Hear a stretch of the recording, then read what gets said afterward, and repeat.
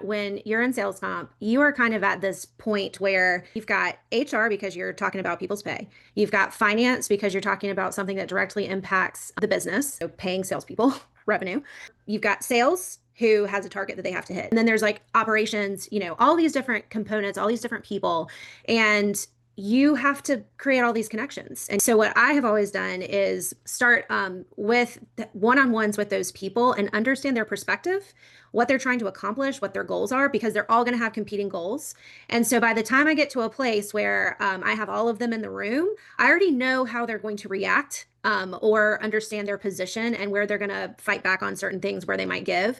Kind of being a politician in a way, like you're trying to manage the crowd. You have all of these different components that are coming into it. So building relationships early on, understand people's perspectives, what their goals are from them, and their teams is going to really help with being able to, once you get everyone at the table, being able to work through those things more quickly. And then also, it is so incredibly important to understand the pains that people go through. I've done payroll. Payroll is like my least favorite thing in the world to do. And so when you send that payroll late, you better be on the phone calling that payroll manager and talking to them to say like, hey, I'm so sorry, and understanding what their true deadlines are, because like you have to keep that relationship going. I think what Kat mentioned really gets at the heart of, I like to say that when you become a true business partner, you have a certain level of influence over the business. And I love to think of influence, truly strategic influence looks like somebody else making a decision that you influence and then thinking it was their idea.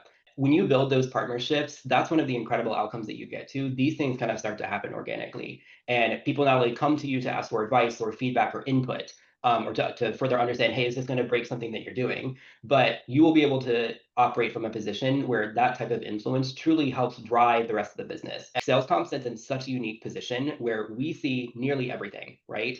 And there are not many other teams at companies that have that level of visibility, and the opportunity that you have to truly bring all those perspectives together and help other teams, break down silos really is how you evolve into that business partner role, into being that person who provides the strategic input. When you get there, sales comp can be such an incredibly influential function in a company to drive success, and it is truly incredible when you get to that point.